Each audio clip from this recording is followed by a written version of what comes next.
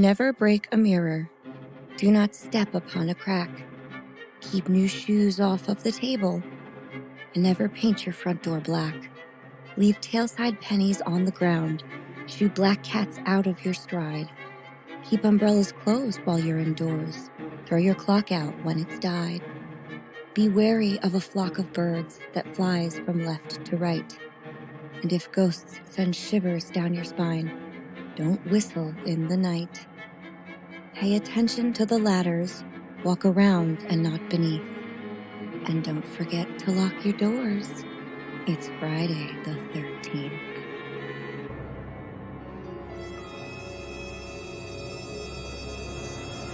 I'm Holly. I'm John. And we would be dead.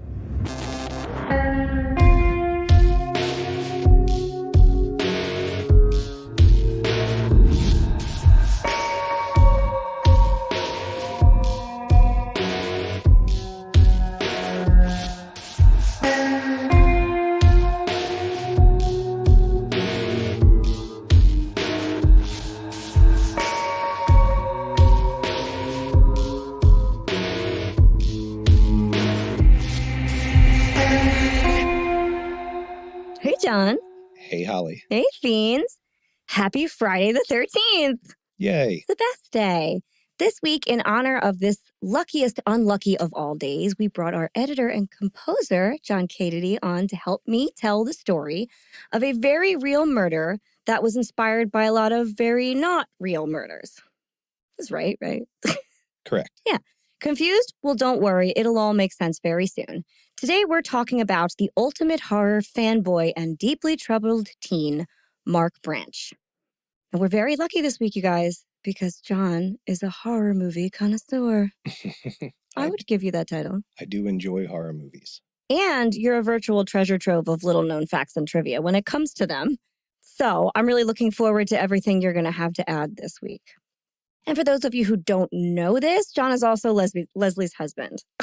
Yes. So, how's Leslie? She's good. Her and the baby, Bowie, are very healthy. That's right, guys. They're establishing their routine right now, and Good. Everything's going great. Excellent. We're both very tired. You know what? Then you're doing it right. You're supposed to be tired. So yeah, guys, Leslie had the baby. We're so excited. So we drug John over here to cover for her. Leslie says hello. Well, we miss her so much. Our fiends have been asking about all of you guys, and there are so many well wishes to send your way. Everybody is thinking of you and so excited. And we really appreciate that. Thank you. I will pass that along. So having a newborn is exciting and wonderful, but also exhausting. So I'm willing to bet poor Leslie is feeling a little pale. A little bit, yeah. A little bit? Yeah. I feel like a little bit of an under-eye circle going on. A little tired. Yeah. You know, Am I right? Yeah. a little sluggish. Poor thing. Poor Leslie. I completely understand that feeling. A little drained. It happens. I call it looking like a swamp witch. But for Leslie, she's just a tired, beautiful little queen. She's still perfect. Of course. She's just tired and perfect. Obviously. But you know what? I've tried everything to combat those things, the paleness, the under-eye circles. And the only thing I've ever known to actually work is a nice cold compress of... validation, a hill worth dying on. Very good. Well done. Leslie's going to be so proud. I hope I did you proud, babe. I know she's proud. And best of all, our fiends can give us all a little bit of that validation free of charge. But how?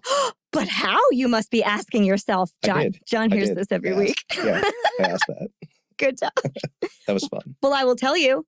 Simply head on over to Spotify or Apple Podcasts and leave us a 5-star rating and or a friendly review.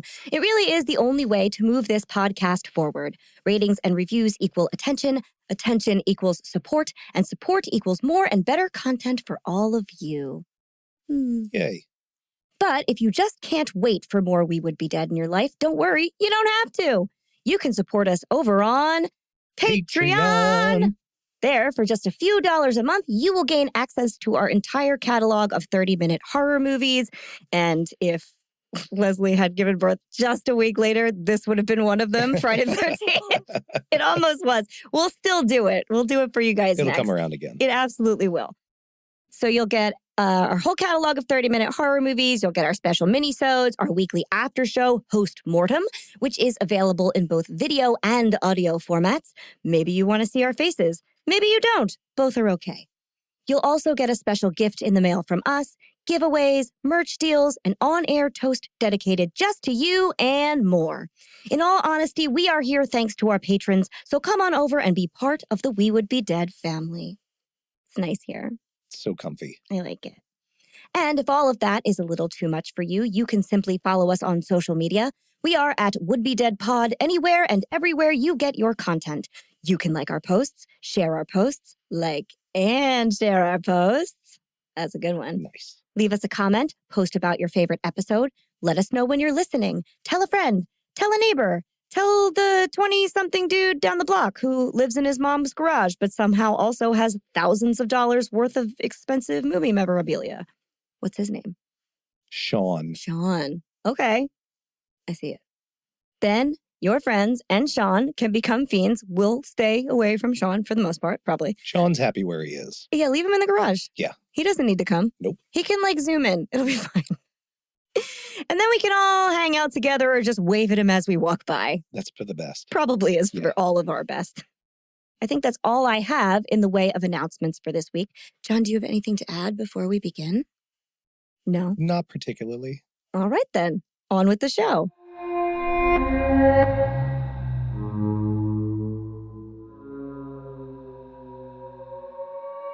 It takes a lot to cancel Halloween.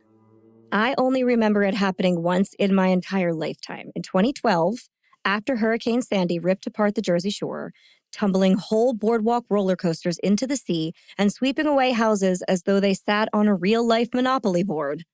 For those of you who don't know, Monopoly is a model of Atlantic City. Halloween was threatened to be canceled. Oh, no. Yes.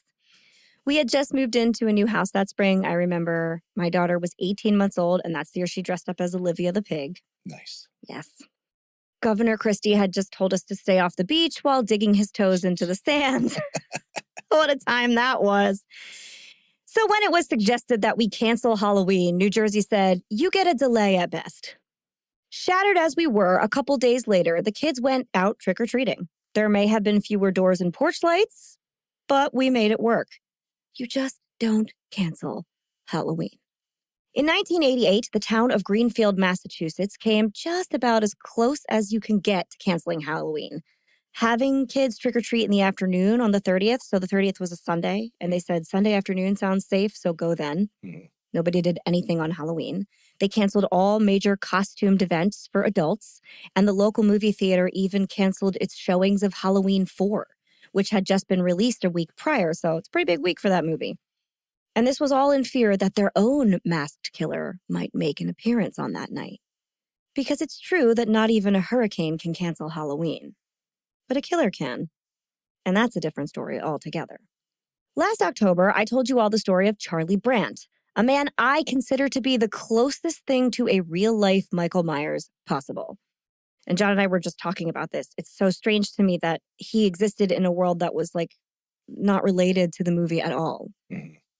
And yet, he was just so very similar to the character.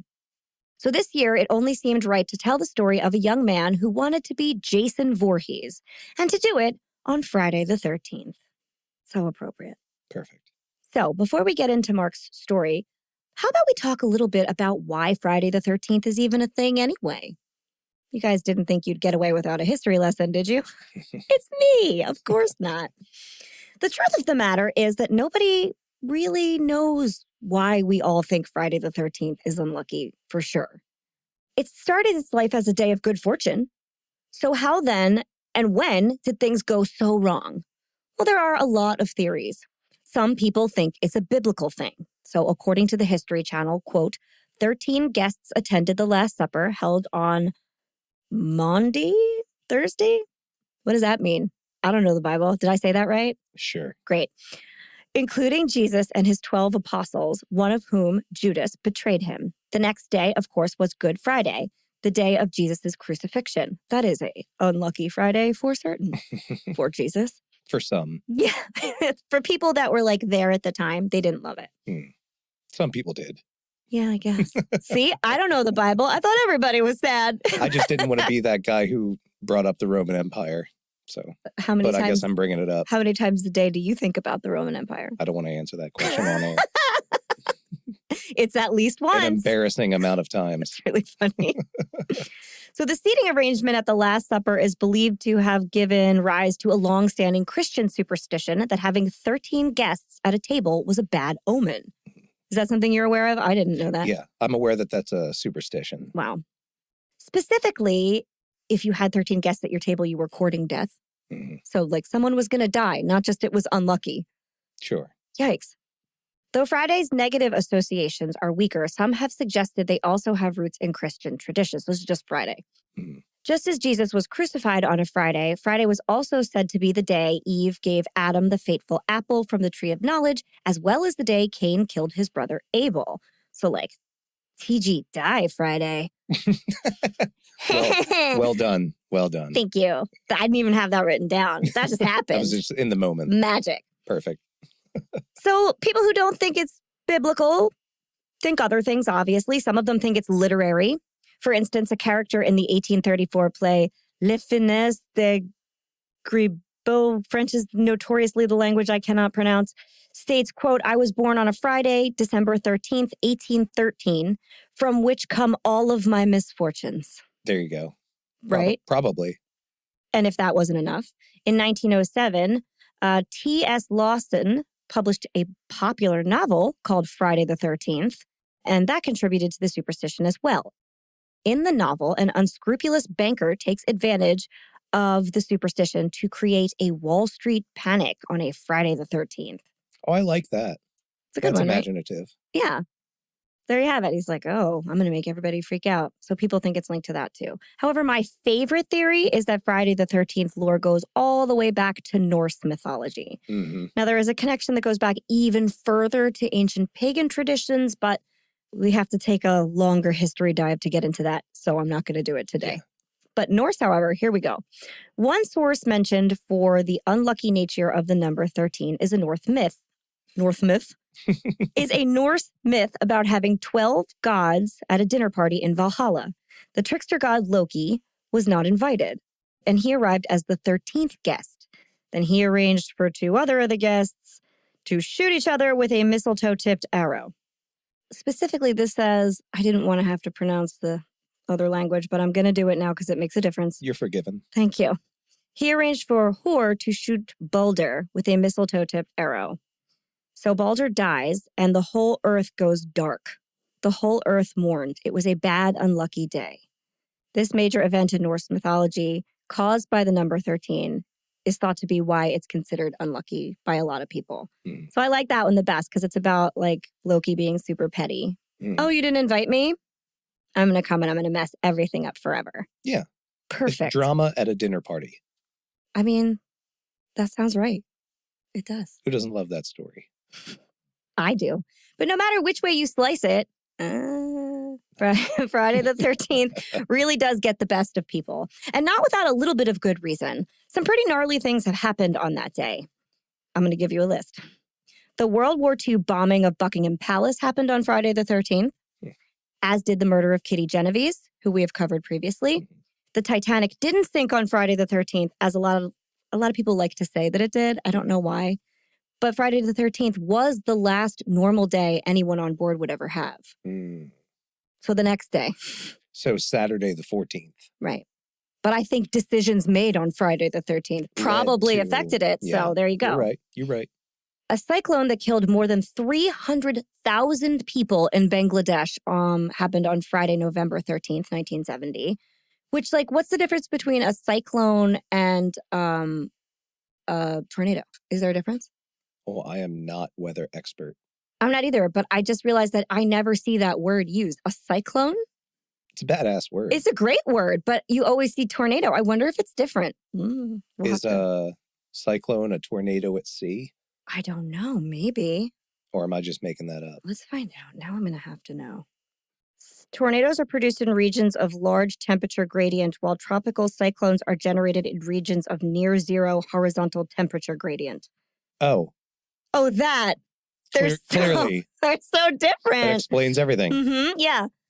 So if you understood that, you're like, God, guys, get it together. Obviously, that's the difference. We don't read enough books about weather. No, that's not one of my topics. No. In other news, Tupac died on a Friday the 13th, was not shot on a Friday the 13th, died. We have more information about that now. Yes, we do. Supposedly. Although, I'm going to have a second of a tangent. These articles were all put out, and everyone tagged me in them, of course. They're like, oh my God, cold case solved. But the solution is like a guy who admitted to it about like 100,000 times. He like wrote a book wherein he said, I was in the car with the person when it happened, and this is how it happened. And then he told a bunch of people he did it or something. So it's so anticlimactic. Is this one of those instances, do you suppose, where somebody's trying to, they're already in a certain degree of trouble and they're trying to latch onto something bigger for clout? Or It doesn't seem like that. what do you think his motivation is for? I think he just wants to be famous. Well, I guess that's what I meant. Because he wrote I don't think he's in trouble. I think it's been so long that he kind of felt a false sense of security to be like, okay, but like, guys, low-key, I shot Tupac, you know? I haven't extensively read about it, but that's what it said to me.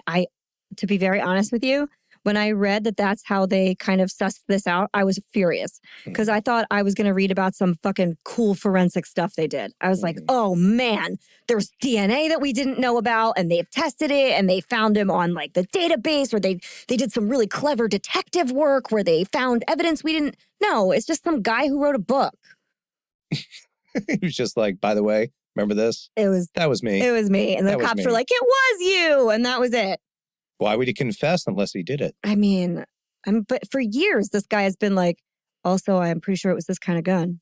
And I think it happened this way. And this is what, he was just been slowly feeding them facts until he finally said it was him, is what it sounds like to me. Guys, I could be wrong. Again, I got so furious that this wasn't like an awesome forensic reveal that I couldn't read anything. So we can talk about Tupac another time. Another thing that happened on a Friday the 13th was Uruguayan Flight 571 crash landed in the Andes on Friday the 13th, 1972. Now, I don't know if that rings any bells, but it's the plane crash where the survivors famously ended up eating the dead to survive. The basis of the movie Alive. I think they were like a soccer team or something. I don't know. They ended up eating each other.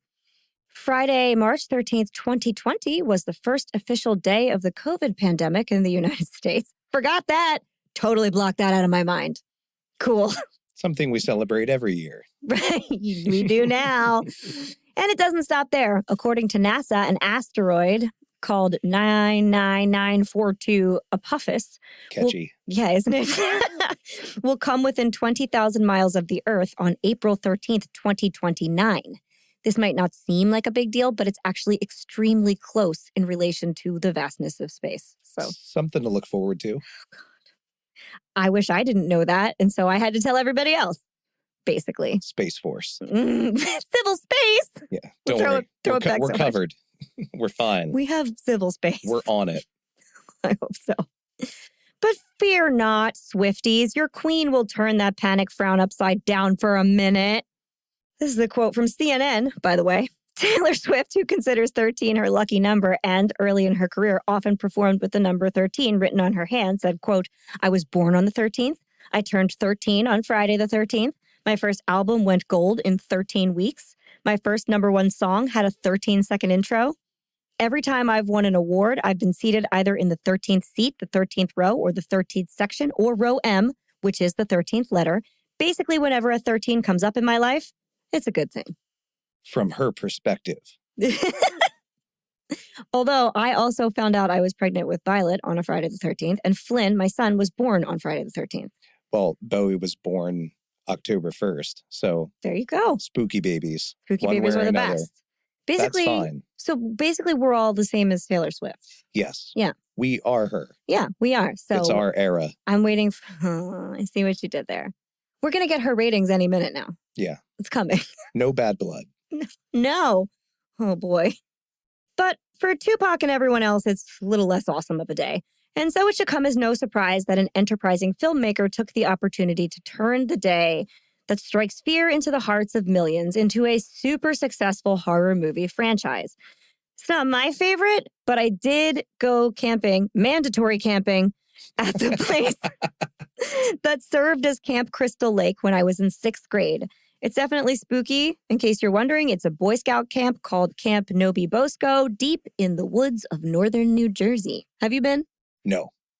Okay, a lot of us have this same experience where we had to go to Stokes. It's in Stokes State Forest, and you have to My kids went. Did they? Oh, that's right. Leslie told me that.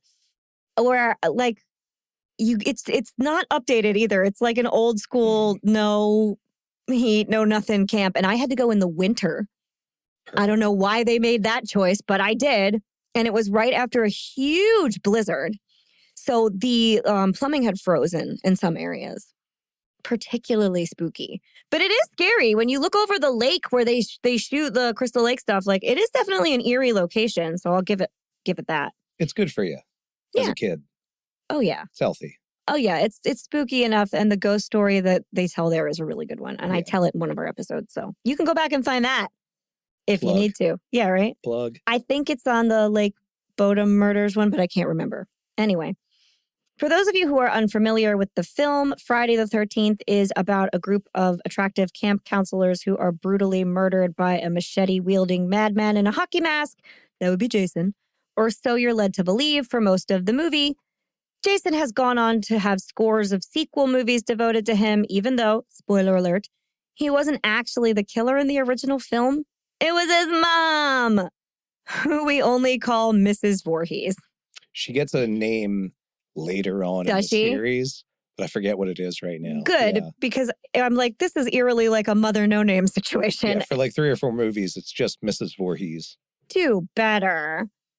So the deal with Mrs. Voorhees is that Jason is her son. He attended Camp Crystal Lake like 30 years prior or something, and drowned in the lake while his counselors were having sex instead of watching him. Mm-hmm.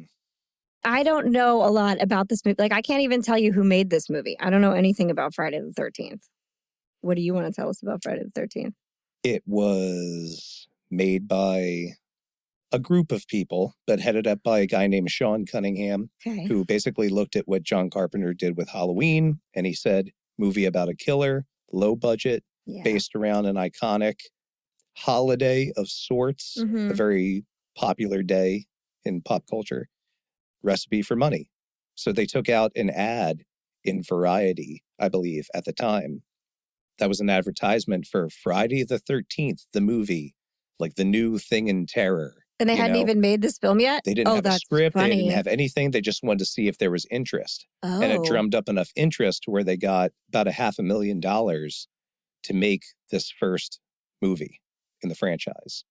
That's very interesting. And it was only ever supposed to be this one-off type thing, type of a rip-off of what John Carpenter had done with Halloween. That's so formulaic.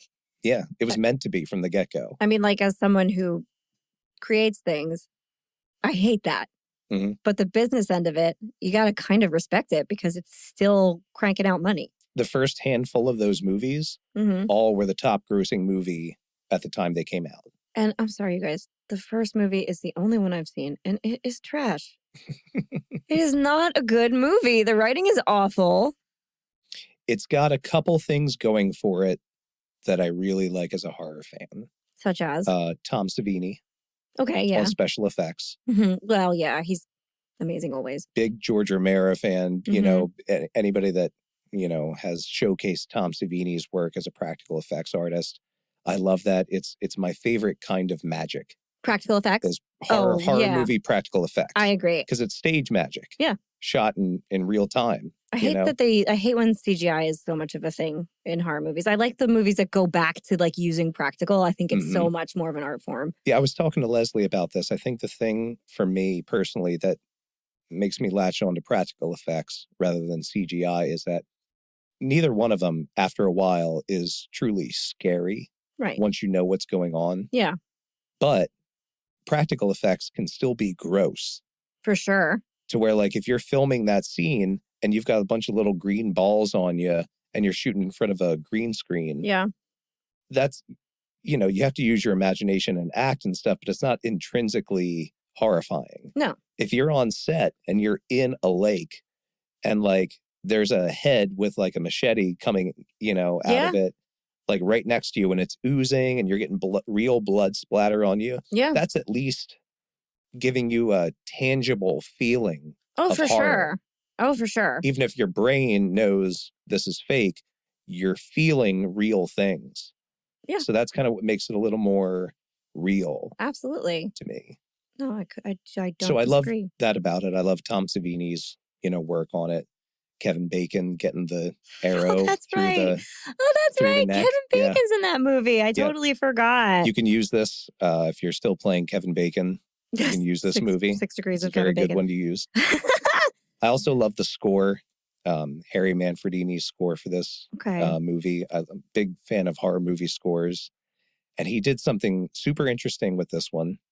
It's literally a mashup of two of the most famous movie scores you've heard. Which and you ones? know both of them very, very well. Which ones? He took the score from Psycho. Oh, God, yeah. So listen to the score from Friday the 13th. Okay. It's Psycho, those staccato string hits, the bah, bah, bah, bah, mixed with Jaws. Da-dum, da-dum, bah, bah, bah, bah, da-dum. Even the score is formulaic. I can't. Now, the cool thing that he added was that partway through the movie, there's a line that Mrs. Voorhees says, and she's kind of intuiting Jason's voice. Mm-hmm. And I believe it's something like, kill them, mommy, or like, kill them for me, mommy, or something like that. It's been a while since I've actually watched it. I don't like that. But she says it. Okay. Like she's like hearing Jason's voice almost guide her. So Harry Manfredini, what he did was he thought that's kind of what this was all leading up to, like this state of psychosis this woman was in. So he took the two syllables from kill and mom, and he went, and he put it through something called an echoplex, which is a rack echo effect, like a delay effect. So that created the effect of going. No, that's very interesting. He's saying kill mom. Ew! See, so it's it's smart. Psycho and it's Jaws, because Psycho the killer, Jaws, Jason's kind of more like an animal. Yeah. He's kind of like a shark in the water. Which I he has have questions no feelings about that. We'll get to that in a second. And the cool thing that he did was take that and make that sound, that iconic horror movie sound. That's kind of what he added to that. That is wild. And also so much more sophisticated than that movie deserves. Well, that score really elevates the movie. Yeah. To where the writing isn't great, the acting isn't great sometimes, but that score makes it feel so classic. Yeah, I was just distracted because it's the writer in me that is so distracted by bad dialogue. Yeah. Bad dialogue kills me. And I'm just sitting there going like... It's like the Marvel Comics approach. Like they drew the pictures first and created some word bubbles and handed it to some writers. And they were like, fill it in.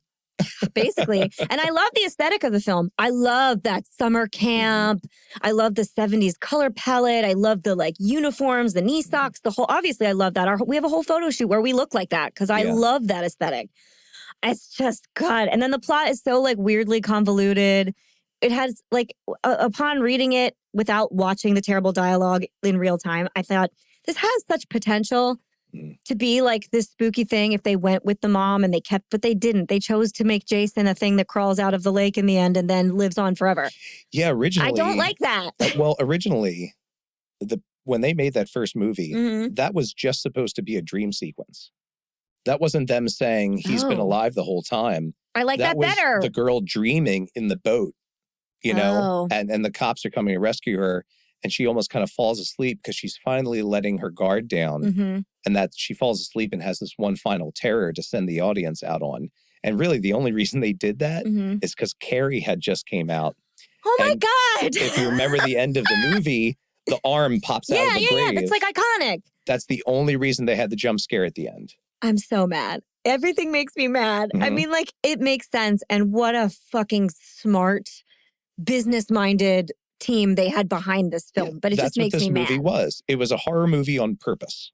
Right. I mean, there is a formula to slasher movies. They all have the same formula. Halloween started them in that format. Yeah. It started that formula. And that's Halloween gets a pass because 1, it was the first, and 2, it is still very clever. Yeah. I will never speak ill of the original Halloween. It's my favorite scary movie. John Carpenter is... Yeah. God. He's the best. If you guys have not listened to the interview I did with Tony Moran, who played Michael Myers, like the shade, the face and the mask. The shape. The shape, that's what it is. If you guys haven't listened to that yet, go listen to it. Tony is a trip. It was so fun. It's a really good interview. You will know so much more about the making of 70s horror movies. And it is fascinating, the things that he had to say. So go listen to that anyway. But like point of order questions about Jason Voorhees, just because I haven't watched any of the other films. Friday the 13th, not my jam. The Day, love it. The films, no thank you. They get progressively more ridiculous, like most horror franchises. And it had such potential. The mom was like this crazy, and again, that reminds me of Psycho, and the fact that it was like the twist was that it's... Well, it's flipped. Yeah, because it's not Norman Bates. Because the mom is the one killing it. Right. With her son in her head, and Norman Bates is the killer with mom in the head in Psycho. And doesn't she have like the body with her at one point or something in the end of the movie, the mom in Friday the 13th? Or they allude to that? I don't remember. Well, so in the second one, I believe, I could be getting some of this messed up. I believe in the second one is where you see like Shay Jason, like where he's been hiding. Because in the second one, Jason is I don't know actually... any of that. Okay, so in the second one, Jason actually does the killing. I figured he must. He doesn't have the hockey mask yet. That doesn't come up. The hockey mask doesn't come until the third movie. That's right. I was also furious because I didn't get the hockey mask. I watched that whole movie. Yeah, no. So the second one, he's just got a sack on his head. Ew, scarier. With one eye cut out. Yeah. Nope. But I think in that one, the final girl ends up getting away from Jason. Clearly. Because he has a little shrine set up to his mom. And because she gets her head cut off, spoilers, in the first movie, he's got her head sitting there, and she finds his mom's sweater that she was wearing. So she puts it on, and she talks to him like, Jason, you listen to me now, kind of thing. And he kind of like does that dog head tilt thing. That's Michael Myers. Yeah, exactly. Same thing. Jason does the same things in these movies. I'm glad I didn't see that one because I get mad about ripping off things that I really like unless enough time has passed. So like if I watch a modern movie that takes from Halloween, and so many do. Yeah. Like all of them do. But if At least this one was honest about it. Yeah. If I see a direct homage moment where that head tilt happens, I get excited. Yeah. But if it's too close, I'm like, ugh. And it's a genius thing to do. Oh, yeah. It's so unnerving. Well, it's so animalistic and innocent at the same time. And pointed. He's looking at this, speaking of Michael Myers, if you guys haven't seen Halloween, what are you doing? He has like pinned this guy to the wall like a butterfly with his knife. And he just looks at it and just tilts his head like, look at that. It's innocent curiosity. Yeah, it's just like, huh. You have lots of creepy things pinned up around your house. I do. So Jason, we find out, is a real person, and he survived his drowning. Yeah, the chronology of these movies is very, very shaky at best. Yeah. All right. So in the second movie, it starts with like a tie-in to the first movie, and then skips ahead like a certain number of years. But all of a sudden, Jason's not like a little boy coming out of the lake. He's like a full-grown lumbering man type. Yeah, he's huge. Yes. That's the thing with Jason. Jason is not like normal man-shaped. He's he's giant. Been living out in the woods, living on I don't know what. Well, those things for all these years make you strong. Yeah, crawdads. He ate badgers. Yeah. I don't know, something nuts. And he survives, and he does the killing in the second movie. Okay. And in the third movie, you kind of get more of the traditional Jason, to where he kills this one character who's kind of a prankster type, who's kind of like almost like that Scream thing where it's like Randy. He's the kid in the horror movie that's almost aware of jump scares or horror movie things, or he's the pop culture-y type kid. He's Randy. Shelley, his name is. Oh, similar. In the third one. Okay. And he pops out of the water with like scuba gear and a harpoon and a hockey mask on at one of the girls. Oh boy. To scare her, one of the other camp kids. And later on, you see Jason wearing that mask. So he took Shelley's mask. So, and in the third movie, that's where we get the mask from, and it just became a thing. Does he have a hideous facial deformity? Is that why we can't see his face? Yeah. So if you notice in the first one, and I forget what this syndrome is called in medical terms, but I might know. Lay it on me. It's got when you have like a larger cranium, and then some of your facial features droop or are enlarged on one side. Okay. Tom Savini, was a war photographer in Vietnam, and that was one of the reasons why he's so good at special effects. Is he compared it to the real thing, and if it didn't give him the same feeling as seeing the real thing, he would know he have to do more work on it. So I believe that he based the first Jason that jumps out of the lake on a real medical condition. That's where he got his inspiration from. Okay. And in the subsequent movies, anytime you see Jason with his mask off in the first 4, 5 movies, he does have varying versions of some kind of a facial deformity. And you're almost led to believe that okay, well, he was a little bit different. He had some of these medical issues as a kid. Right. And that's why the camp counselors kind of let him drown in a way. See, I'd rather all of that be just in one movie. Yeah. Just put it all together in one actually well-developed. This is an afterthought. Your plot is an afterthought, and I don't appreciate it. We're looking for this to be art, and it is in a certain kind of way, but it's not highfalutin. It's very this is why we want to see some kills. We want to see some TNA.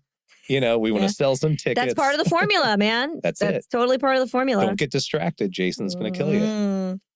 See, if we were less concerned with quality and just had a formula for things, maybe we'd have bajillion dollars. Yeah.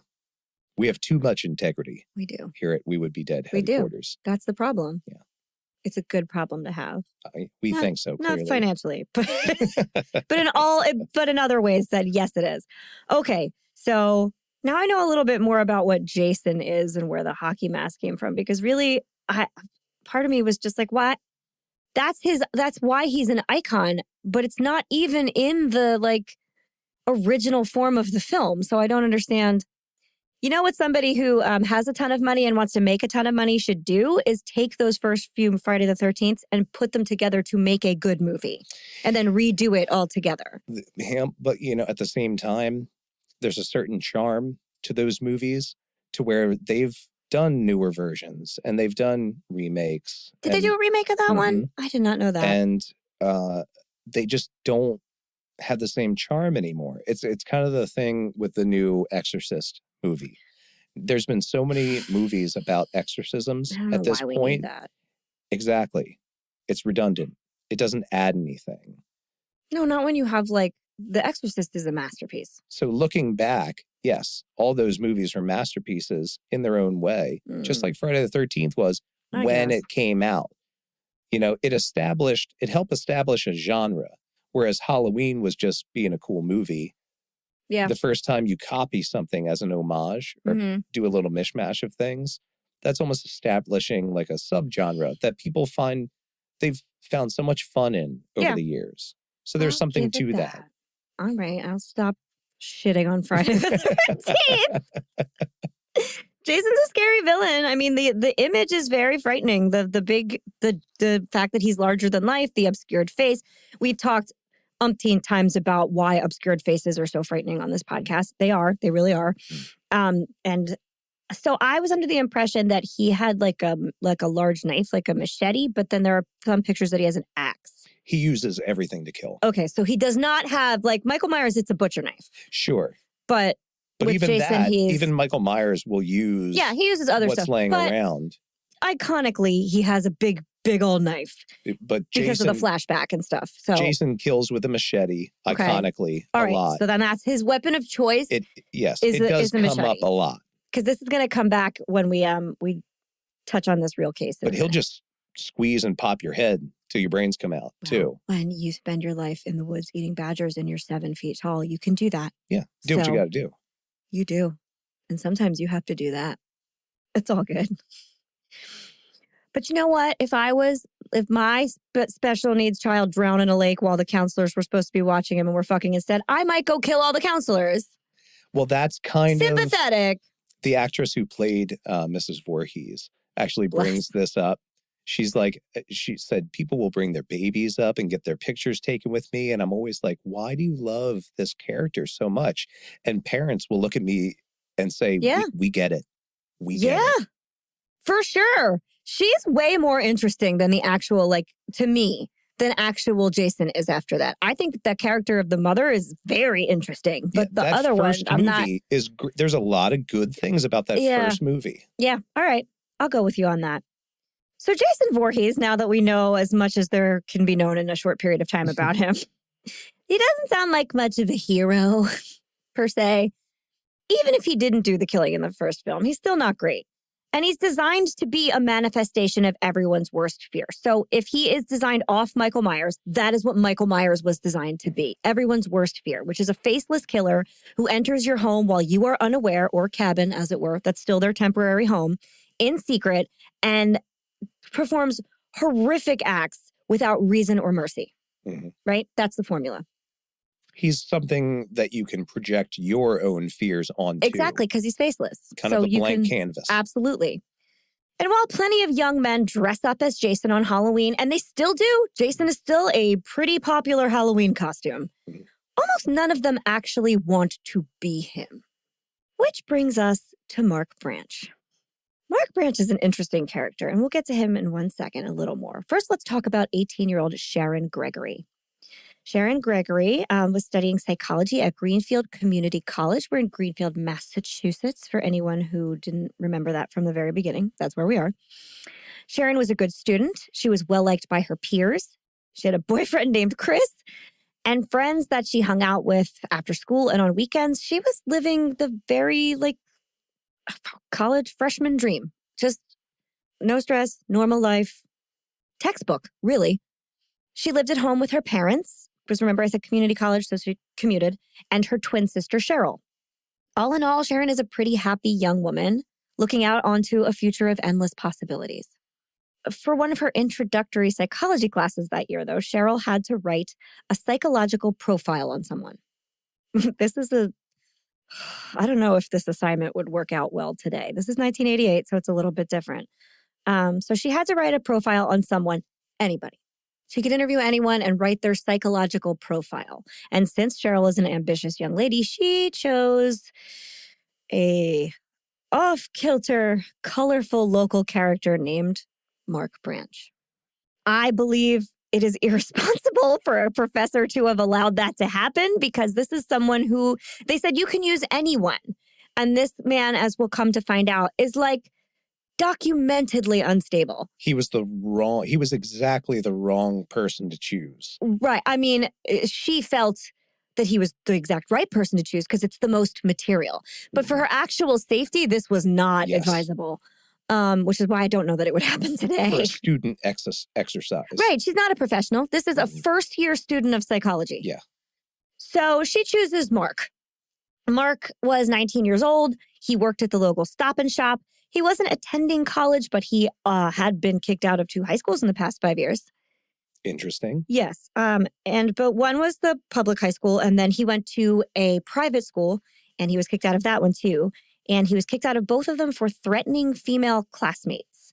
This is the blanket term they use, but what he did was he would either write threatening notes about how he wanted to kill them and tape them to their locker. Cool.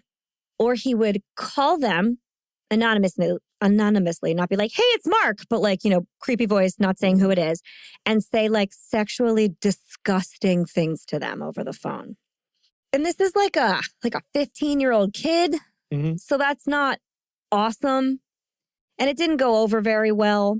But Mark did manage to finish out his high school degree at the special program he went to for psychologically troubled youth. So he then went to an outpatient at-risk youth program where they gave you therapy and they would help you finish your high school degree. Okay. Great. That's fine. Go finish. It has a very rehabby name, like New Promises of Hope or something. And it's not there anymore, so it doesn't matter. But that's how he graduated. After he graduated, he didn't go on to college, but he was working and living and doing okay. And for the Branch family, who there is nothing about anywhere online, not one fact, Not his parents. You can't find anything about these people. But for them, apparently this was enough. Could be for the best. Could be. Could be. I would love to say it's because the media is protecting them, but the media doesn't protect anyone. So it's definitely not because of that. But Mark also hung out with like local kids his age still, or he tried to, I should say, because he did not have a lot of friends in high school. Shock, surprise. He's like gluing murder notes to lockers. So he had a friend here and there, but he didn't have like a pack that he ran with. And he continued to kind of try and attach himself onto groups, even though he didn't go to college after high school. That's just who this guy kind of was. He was the guy that you would hang out with in a crowd and he would say something that like just kind of missed. You're like, you went a little too far and now we all need to walk away from you. Mm-hmm. From what I've gathered, that's who this guy kind of was. And the friends he did have, and anyone within earshot really, also knew that he was completely obsessed with horror movies. A lot of us like horror movies. Mm-hmm. This is a next level thing. He liked the gorier the better too. He loved slasher movies. He especially liked Michael Myers and Jason Voorhees. They were his favorites. And they were kind of the same. So we can see he clearly liked a thing. He had a thing. Mm-hmm. He had a type, we should say. And what year is this? 1988. Okay. So this is Halloween 4, just came out. And this is the height of slasherdom. Oh, for sure. I don't know how many Friday the 13th there were at that point, but we were at Jason territory because he also collected hockey masks. Yeah. So he had like a whole display with a bunch of them that he had just purchased or were costume pieces. And then he actually owned some of the prop masks that were used in the films. So he like was very invested in the horror movie culture, which right now is a pretty valid hobby. Like you can go to conventions, you can collect things. It's not super duper fringe or niche, but in 1988, it kind of was. Mm-hmm. So the fact that he was able to find some of this stuff was curious to people around him. It wasn't just like, oh yeah, that guy, he probably went on eBay. Yeah. So it is more of note than it would be now. But everyone likes to talk about their special interests, right? That's what we're doing right now. Yep. But Mark Branch did this to just like completely unsolicited. So he would be just hanging out with a group of people or just one of his friends, and he would be talking incessantly about like, well, if I was going to kill somebody, this is how I'd do it. It'd be really cool to like go and murder people. Like his slant on these slasher films and these iconic killer characters seem to be kind of hero worshipy. Mm-hmm. Also not a good slant. You don't want that. You can have someone who appreciates the character and the story. But if you're like, oh man, I would do it this way and it's so cool that this guy did this, I think part of that is very natural. Sure. Especially when you make the villain, so to speak, kind of sympathetic. Sure. Right? Which Jason is definitely way more humanized than, say, Michael Myers was at first. Right. Michael Myers' whole thing at first was that there was no reason why he did no this. Soul. That was it was like he's just blank. Yeah, Dr. Loomis harps on it the whole movie. Oh yeah. Whereas with Jason, it's all about this tragic backstory. Sure. So I get in that instance feeling almost like a kinsmanship with that character a little more easily.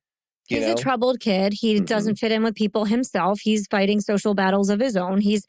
And I guess he sees this guy like taking out, I guess, some level of revenge on people. I don't know that Jason's a revenge killer, but like his mother was. In a way, I mean, he supposedly sees his mother get decapitated in the first movie. Yeah. So that could be the onus for the rest of his actions. You could look at it that way. In that way, I mean, it's not very far away from a little boy like in Batman. Right. You're right. But again, today, we can recognize certain red flags in this situation. In hindsight. Yeah, because we've seen a lot more of things like this happen. We've seen troubled, especially young men end up, I don't know, shooting up their schools. So we've done a little more study into that kind of facet of culture. But at the time, he was just a weird kid. That's all people knew. They were like, all right. So when he would do things like talk in detail about how he might kill a young girl, which he specifically expressed wanting to do, I would kill a woman this way. Always a woman, always a good looking woman. Everyone said, oh, that's Mark. He loves horror movies. He's just like talking about the stuff he likes. And ignore him. It's weird. You can walk away. But like nobody was terrified of this kid. Mhm. And later on, they go on to like interview the guy that works at the local video store, who also talks about how he just relentlessly rented hundreds and hundreds of horror movies all the time. I would love to hear that interview. I know it doesn't. I think I have like a little piece of it I can read, but it doesn't exist in full anywhere. I'm like, that guy's probably a character. I'm just picturing like a burnout Pauly Shore type. I'm sure. I mean, he's probably old too. He's probably like a 50 some odd year old guy. Like, this is my life. Yeah. That's not old. Middle age. We'll go middle age. We're creeping up on that ourselves, Holly. So. Oh, we are. But I'm saying in terms of video store clerk, he wasn't a high school kid. He was definitely a full-scale adult. Like, I'm picturing the very pretentious, nerdy guy from The Simpsons. Exactly. Yeah. Who's like, knows everything about all of them. Yeah, I really want that to be true. In reality, the interview with the guy that works at Stop and Shop is a little more like that, but whatever, it's fine. So Mark was describing murders in this garish and cinematic style, but there were no red flags going off. However, that opinion would change on October 24th. So on October 24th, 1988, Cheryl, which is Sharon's twin sister, and I always mix up their names because they're so close. Some parent named their kids Sharon and Cheryl. They did. They did. You know, I know a family, and their kids are named Tim, Tom, Tyler, and Taylor. No. And I could never, I mean, wonderful family, but I could never do that. This isn't even totally alliterative because Cheryl is spelled with a CH and Sharon is spelled with an SH. Ooh. The sound is there, but the spelling is different. Oh, that's so weird. I know. And my brain cannot fully differentiate what I'm just reading. I confuse them all the time. Dissect that one in therapy. Yeah, right. So her sister, we're going to go through in 1 second and go through the actual probable cause affidavit, which won't take long because it's the 80s and it wasn't super long. But I'm going to tell the story just in broad strokes so that when we go in, we know what we're dealing with. Cheryl goes home. She's coming home after, I don't know what she was doing because they lived at home, as I mentioned. And at least I believe they lived at home. Now I'm doubting myself. We're going to get to it in the probable cause affidavit in 1 second. She goes to her sister's house. She goes in the front door. She's concerned. She hasn't heard from her sister. She's wondering why she hasn't heard from her. She enters the front door. There's nobody there. She looks around. She goes up to the bathroom. She finds her sister totally eviscerated in the bathtub, just like stabbed in the chest, throat slit, like horror movie killed. This is not like, and nothing's gone. So this is not burglary gone awry. This is like clearly, very clearly murder. Her along with a neighbor call the police. The police come. They say, "What do you think happened?" And her sister Cheryl immediately goes, "She was afraid of a man named Mark Branch." It's so fast. Well, I'll get you all the details, guys, I promise. But I need to make this very clear. The reason this episode can't be 3 hours devoted to this case is because there's no investigation. It's just like, it was this guy, Mark. It was. She wrote a paper on him. He did not like it, apparently. He was like not loving the fact, like what she wrote about him. He did not like the outcome and he wanted it back from her. So they're like, I think he was mad. He wasn't nice to her. She seemed afraid. She was always looking over her shoulder in reference to this guy. It was this guy. And the cops are like, was it? And then they speak to the neighbor across the street. The neighbor's like, "Oh, you mean the guy who drove the gray Chevy and showed up at this house yesterday at this time and walked in the front door and then left however many minutes later? That guy?" And they're like, yeah, that's the guy. He might as well have just walked in the police station himself and been like, "Well, I did it." Exactly, because they didn't look for anyone else.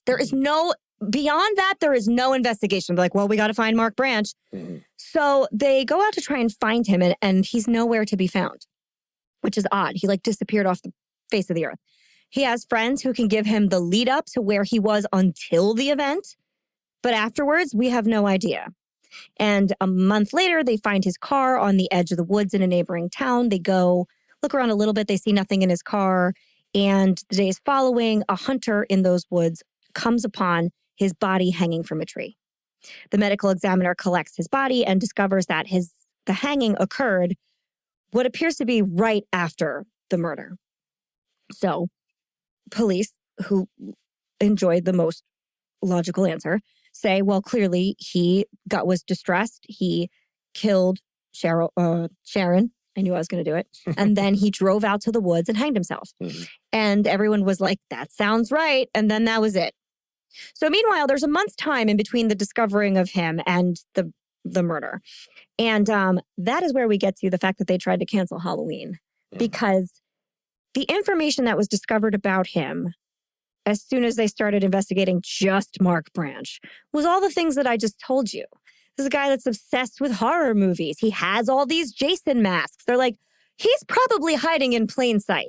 So the whole town pretty much thought it's Halloween too. It's the 24th of October. That whole week, they're like, anybody we see could be this guy. Anybody with their face obscured could be this guy who just brutally murdered a girl. And all of us are at risk. So it was a terrifying atmosphere in that town for a little while. Fortunately, nothing else happened and he was gone. But there was also the rumor after they found him, and I find this very interesting, and strangely, there's no information about it, that he didn't hang himself per se, but people who knew Sharon and members of the community did that for him. Covertly, of course, because, as I mentioned, immediately everyone knew it was Mark. So there wasn't like, oh no, we're looking for a killer. It was just, we're looking for Mark. So the likelihood that a group of locals could have hunted him down is pretty high. If he didn't leave the area, just saying. So now that we know the basic arc of the story, let's go through the probable cause affidavit. I'm sorry, I'm just picturing, did you watch all the new Halloween movies? I did. Okay. I'm just picturing all the townspeople with torches chanting evil dies tonight. Same thing, probably, in their head, not out loud. Out loud, they were like, you should still go trick-or-treating, but on Sunday afternoon. They canceled, and that's the other funny thing about this, is that they didn't cancel kids' Halloween. They relocated it so the kids would be safe. And parents were encouraged to still have their children engage in all kinds of Halloween activities. But they canceled adult Halloween activities because they were not worried about a child in costume. They were worried about an adult in costume. Yeah. So it was painfully clear. And they also, that's why they didn't play specifically Halloween, because they were concerned that he would show up to that. Because that was his thing, was horror movies. They're like, well, this guy who's wandering around in a mask killing people is going to roll up at the movies. Yeah, but it's just so, it's so stereotypical that it's probably not accurate. Well, also every article, and I have a really excellent sensational quote that I'll read in 1 second about them discovering his body. But every article about this case also says that he killed Sharon while wearing the Jason mask. There is no way to tell that. Yeah, how would There's you know that? no way to tell that. I don't know why. I mean, it does make for a better story. I get it. But there is, I mean, maybe he did. Maybe he did. But also maybe he didn't, and we have no proof either way. Which leads me to further think, like we discussed this earlier, the only reason anyone knows about this story is because of the pop culture tie-in. Sure. And that sounds very callous. But there are so many murders. But I don't think it's untrue. No. Especially if, like, this was something that a town didn't necessarily want to talk about. Might be easier to frame it in a, oh, yeah, this movie tie-in kind of way. Nothing to see here. We definitely didn't all band together to kill this kid who we judged outside the court system. Yep. Nothing to see here. Which, frankly, I lean towards that theory pretty heavily. And I'm not, I mean, you've heard everything I've ever said. I do not lean against, like, facts and science ever. I really don't. I don't go into conspiracies. That's not my thing. But there are no, the fact that I just found this probable cause affidavit and that it only exists in one location, and there's just so few verifiable facts available on this case, just nothing. I mean, really nothing. Even a newspaper article from a local newspaper that I will read, which interviews all of his friends, is buried under tons of other things. You cannot find it online. It's buried within another article, then it's clickable and you have to download it. It's like, it's not there. Yeah, I don't want to sound like a conspiracy theorist right now, Mhm. because you can open the door for this line of thinking and go way too far with it. But any fact you've heard, any document you've read has been documented and written down by another human being. Sure. And in a way, you're choosing to trust that what this person has documented was actually what happened. And it's not just something you're reading on the internet or something that was stuck in a record box. Yeah. And I know that flies in the face of, we need to all believe in, that there is a common truth here and that we can believe in things. But at the same time, just take it with a grain of salt. This is written down by somebody else who may have had different motivations. Like in this instance, a town that was trying to cover up what they thought was vigilante justice. Yeah. So but that's is why more akin to like sundown town activity. It absolutely is. But I mean, without the racism. But that's why when I research a case and when we fully produce a whole case, I triangulate information. Mm-hmm. I never just trust a source. I have tons of sources. Mm-hmm. And I don't tell our listeners a fact unless I have read that fact in at least 3 other places, all of which are places who have checked their facts. So yeah, we are believing interviews and stuff, but triangulating things really does show you all the angles and you can kind of suss out approximately what's going on. Which makes this case troubling. Exactly, because I can't triangulate any of this. Mm-hmm. All I have are like ranker articles and like the CNN coverage about Friday the 13th. That's like a puff piece. It's not all like pop culture. All oriented. of it is. All of it is. It does not exist in like a very news-related format. Yeah. So to me, I was like, this is fun to talk about because it's Friday the 13th, but I can't give it the normal attention I give a case. Yeah. It doesn't exist. Mm-hmm.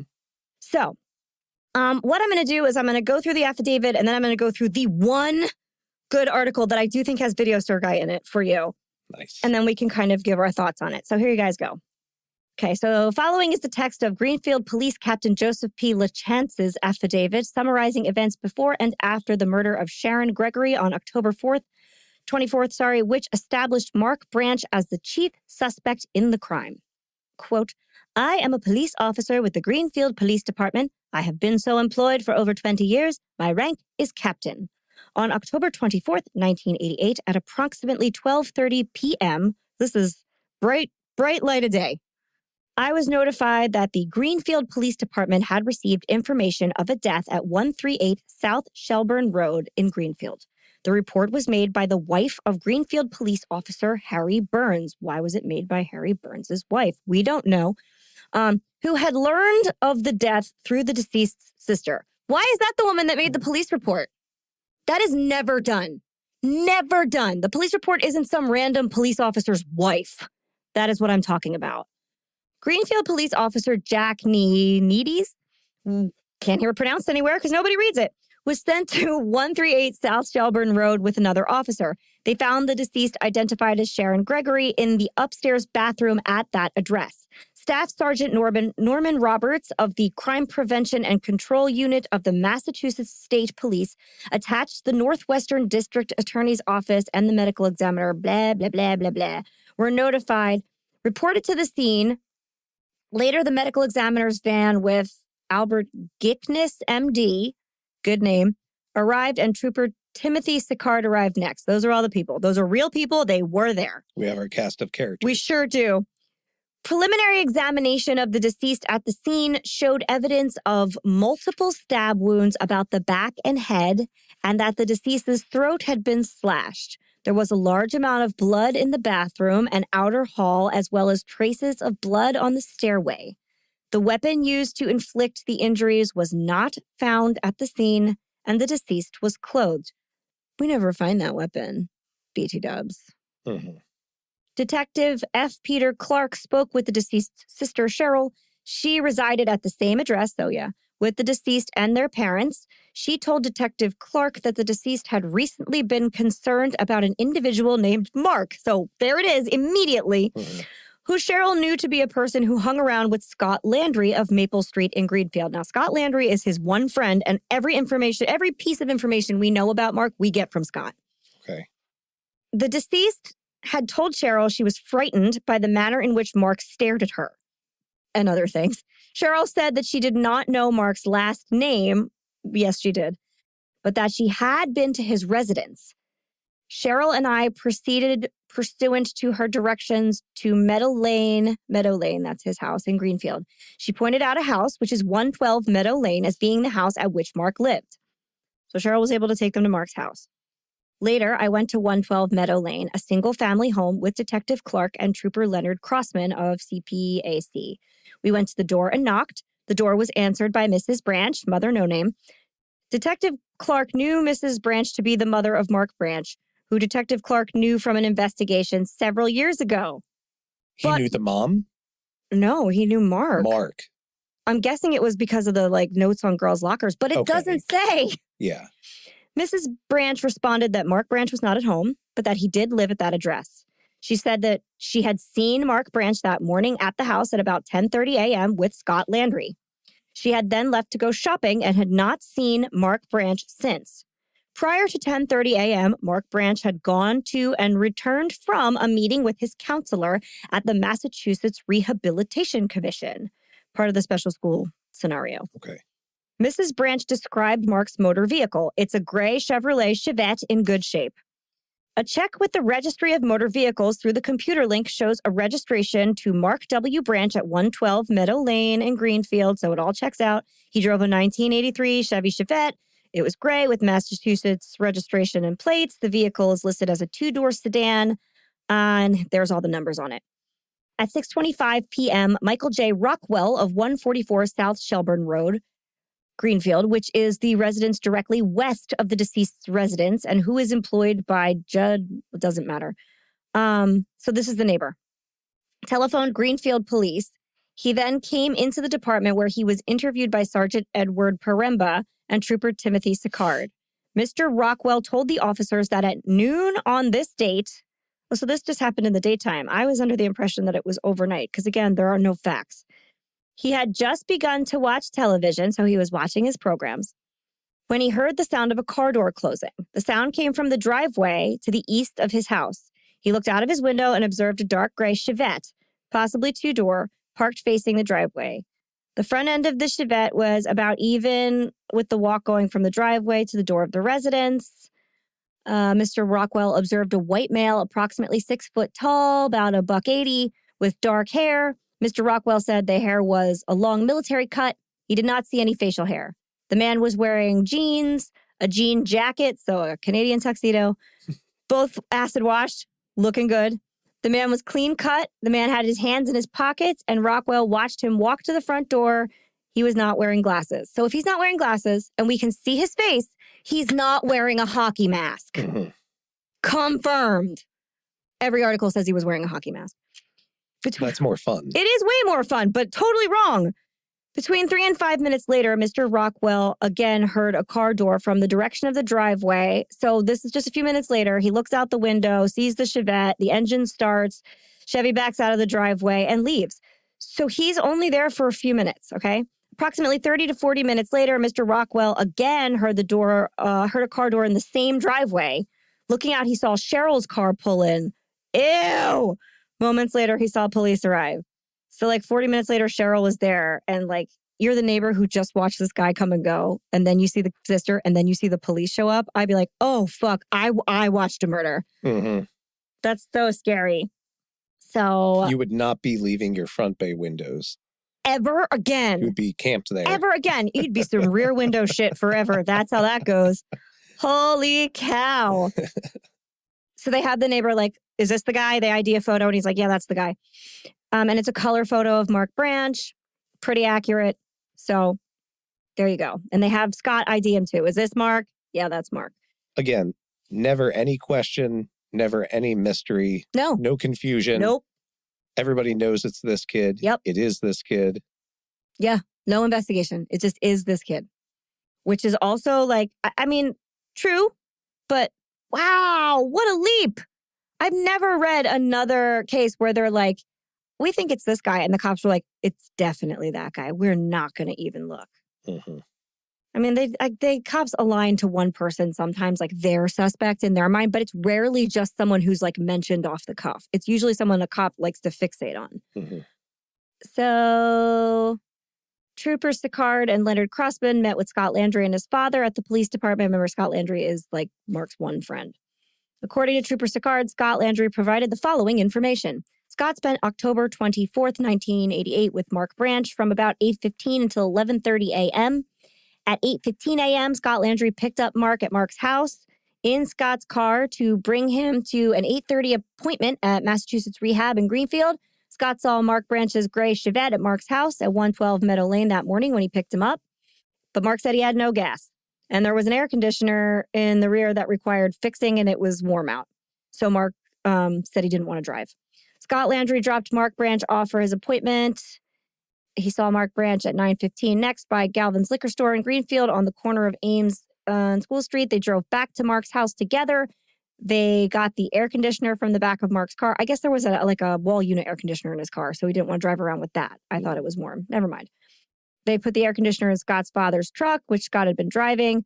Both of them went in the truck to Scott's house at 15 Maple Street in Greenfield. They arrived between 9:40 and 9:50 in the a.m. According to Scott, from his interview with Troopers Sicard and Crossman, they went inside Scott's house and then they began to record MTV. Wow. So you could go back and watch the videos, you know. That brings back memories. Right? I thought that was a fun detail. Yeah. At 10:07 a.m., Sharon called Scott. So Sharon, this is the victim in this case, called Scott, the one friend. Scott answered. She was crying. She asked if Scott had a car. He told her he did not. He asked her if everything was okay, and she said that she was not sure. She said that she had tried to call her boyfriend, Chris Therian, at Greenfield High School, but he was not allowed to take her call. Scott told her how to start the car and to call back if it would not start. According to Scott, she never called back. Okay, that's weird. So Mark, who was with Scott, would know she was in her house without a car. Mm-hmm. Mark Branch asked Scott who had called. Scott told him it was Sharon and that she had been unable to start her car. Mark asked why her parents had not brought her to school at Greenfield Community College. Scott told Mark that Sharon's parents were working and were not at home. So this is how Mark has all of this information. Mm-hmm. About 15 minutes later, Mark Branch went into Scott's father's bedroom to make a telephone call. According to Sicard, Scott said he came out a few minutes later. Scott asked him what was up, and Mark said only that he had to make a call. In the next 20 minutes, Mark asked Scott to take him home to get his car to pick up his check at Stop and Shop. Scott took Mark Branch home and left.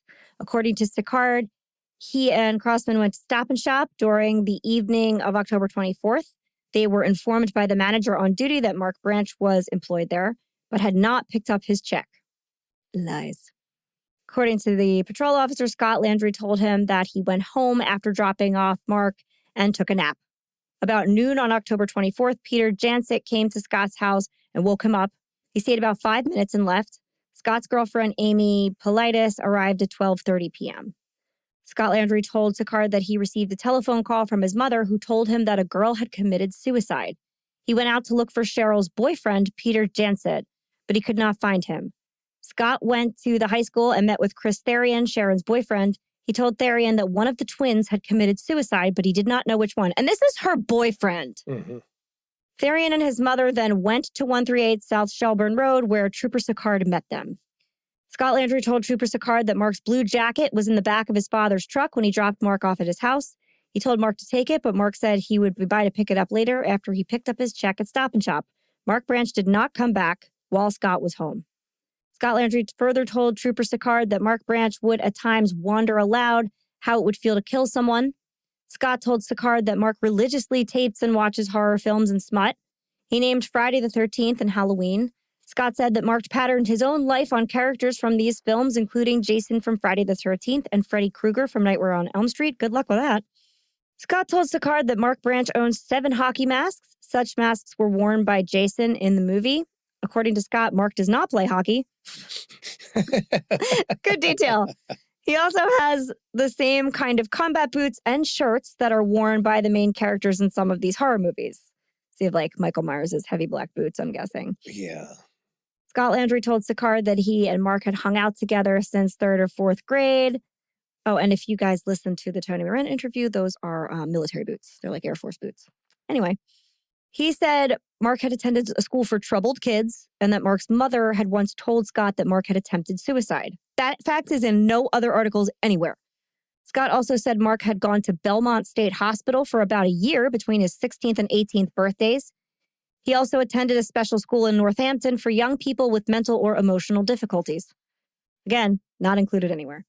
Trooper Sicard called Northampton Center for Children and Family Services on Pomeroy Terrace in Northampton, and they confirmed that Mark Branch had been enrolled there and had graduated. Special school. Scott Landry told Trooper Sicard that Sharon and Cheryl Gregory often mocked him and made fun of him in his presence. Boo. Within the last week, Mark Branch had said to Scott that these two girls angered him. Scott Landry told Sicard that Sharon Gregory had taken photographs of Mark Branch and that Mark had told Scott that he wanted those photographs back. Detective Peter Skerritt returned to 138 South Shelburne Road after 11 p.m. on October 24th. He found 2 photographs of Mark Branch under a box on top of a desk in the deceased's room. So Sharon had those pictures. Detective Clark interviewed Amy Politis on October 24th. In the afternoon, Miss Politis was Scott Landry's girlfriend. She is 18 and a student. According to Detective Clark, Ms. Politis told him that she knows Mark Branch. She said further that Mark was an admirer of the movie Friday the 13th and of Jason. Ms. Politis told Detective Clark that Scott Landry and Mark Branch would watch violent movies, such as Friday the 13th at home, and Mark talked about living out a fantasy of being Jason, the character from the series of the Friday the 13th movies.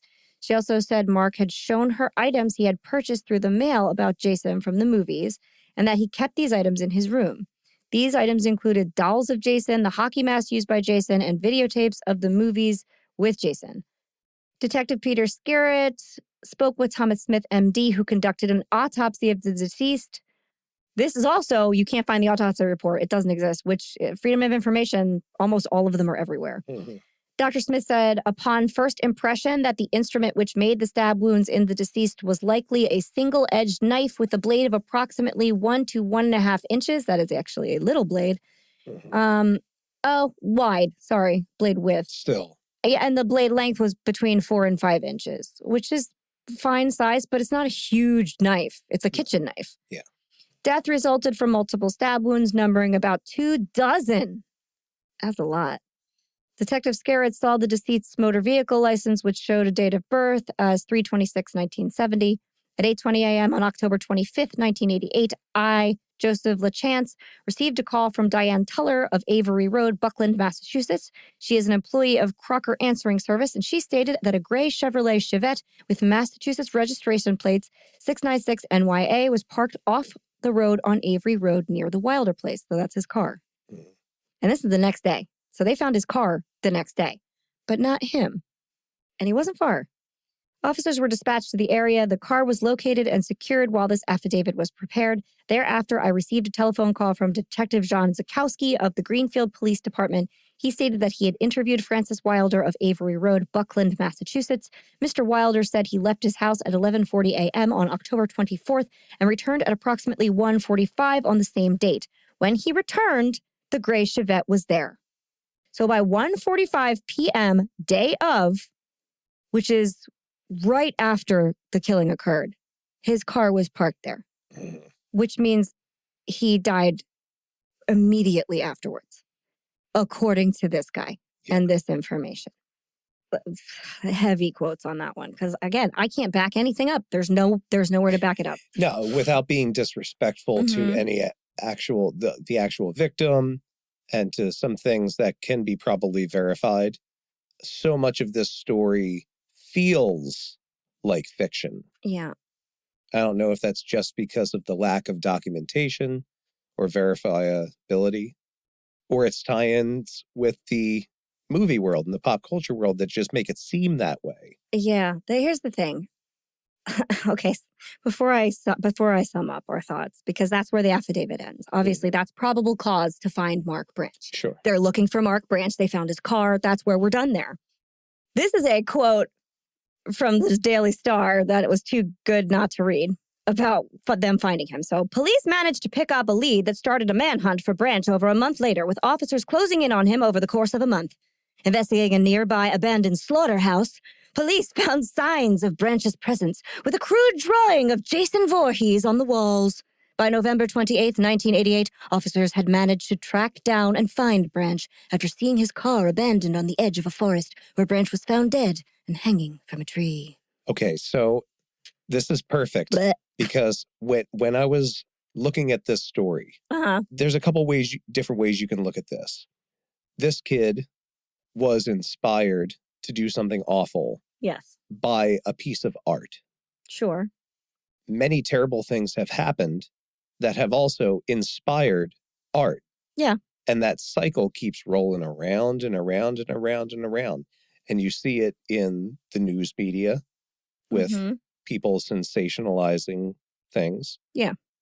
You can, go back and look at every single, horror movie, lots of popular songs that have all inspired murder or have been inspired by murder. Yeah, there's tons and it goes back and back and back and back and back, seemingly to no end, to where, like, I have to assume there's a deposit of, skeletons somewhere, some fossil record. Yeah. And it's like this murder happened between these two cavemen, a long, long time ago. And there's a cave painting of a circle on the wall next to them, and it's crossed out, and like a cave painting of a triangle is drawn next to it. Like this piece of art caused this fight even that long ago.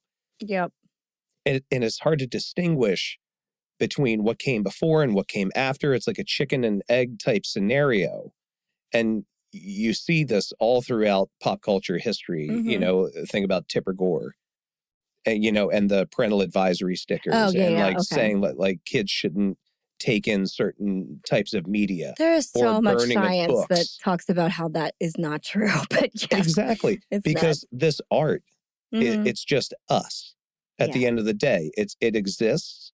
It's real. It's something that we think about, and you can't just say, well, these movies are detrimental to kids or to people in general because they cause these things to happen. No, these things very much are real. And they do, some people make these choices to kill. Yeah. And I believe these people will look for justifications anywhere they can find them, whether it's in art or somewhere else. So like, do I think that these movies cause violent things to happen? No, I don't either. Think so. I think that it's all wrapped up into one big ball that you can't distinguish one thing from another. We are our own art. For sure. And also, he was someone who had whatever was going on inside Mark Branch's head. Mm-hmm. They're going to find inspiration for something like that somewhere. Yeah. He is, you couldn't have put him in a plastic egg and kept him forever away from everything in the world, every media outlet, because Halloween and Friday the 13th are by far, they're far from the only places you'll see glamorized murder. Mm-hmm. You see glamorized murder on the news, and you definitely also did in 1988. And there have been murders that have been committed that have been inspired by news coverage of murder. Absolutely. You could just fall down that, it's endless. Telescoping rabbit hole forever. Mm-hmm. But, the assumption that these movies are what made him do that is, frankly, a reach. Yeah, but we both grew up with that sentiment. Yeah. The whole satanic panic thing. Oh, God, yes. Oh, Lord.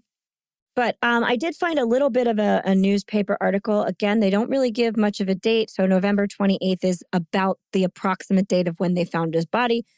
It's going to be different in a bunch of different locations. But they did find, here's how Mark Branch's body was actually found. Now, this is along the same stretch of highway where they found his car, which is wooded on one side at least. And there was a hunter in those woods who stumbled upon the partially decomposed remains of Mark Branch hanging from a tree. So initially, when police found the body, because of course he called the damn cops, good on him, and they came out and found him, they said, well, we have no idea how long he's been dead. And you wouldn't at that point in time.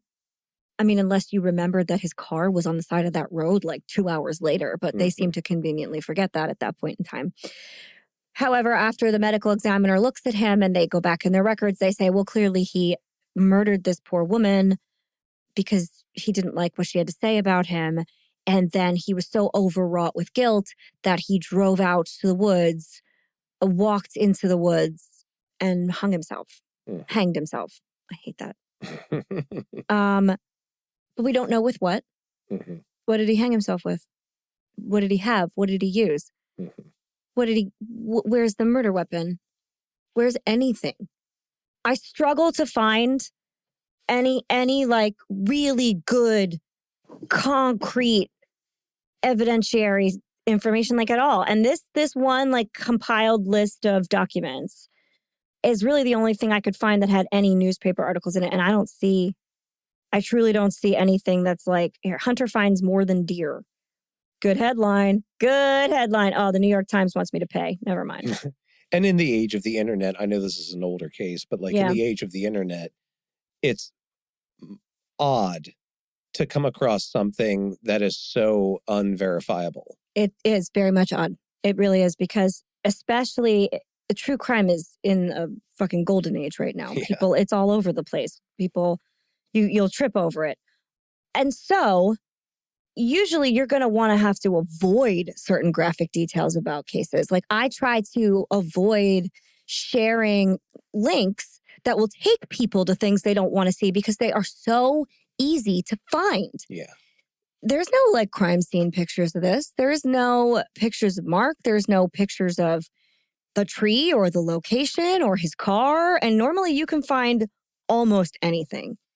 I really don't see any of that here. It's either very strange or it's not strange at all. Yeah. It's just, sorry, I'm like kind of blown away. Because the other thing with that, with the lack of information here, is that this case is covered because of its pop culture tie-in. So it is out there in the world. It is everywhere in the world. It's not, there's no lack of it. But that's what they focus on. Yeah. That aspect of it. If you want to see photos that go with it, it's a picture of Jason Voorhees and then like school photographs of Sharon and Mark. That's it. That's it. And frankly, the school photograph that they provide of her, her relatives in like comment sections, because I read everything, have said she hates. So I'm going to try and not share that one if I don't have to. But anyway. Admirable. That is our Friday the 13th inspired case. You guys can think what you will. In my opinion, I don't think he took his own life. Possible we had a lynching. Yeah. I just don't. If this was wish fulfillment for him, why then would you immediately die? If he idolizes these people who come back time and time again and kind of get away with it, unless that wasn't actually Mark Branch they found, and he's still wandering those woods with a kitchen knife. Evil dies tonight. And that's where we end this story. I choose to think that. So, a toast? Toast. To Sharon. Yay. To you, John, thank you for co-hosting with me in Leslie's stead. I appreciate you. And to Leslie and to Baby. Thank you. Thank you. Cheers. And if you're our patron and you're new at that and you haven't heard your name yet, it's because Leslie does that. And we'll get to all of you when she is back in the driver's seat.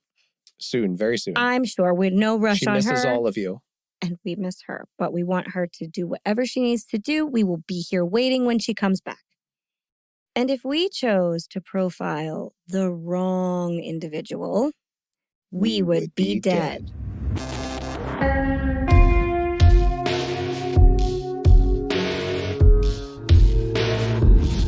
Thank you for listening to the We Would Be Dead podcast. Hit subscribe now to never miss an episode. Rate and review our show on iTunes. Follow us on Facebook, Instagram, and Twitter at Would Be Dead Pod. And join our Facebook group to discuss the podcast and more.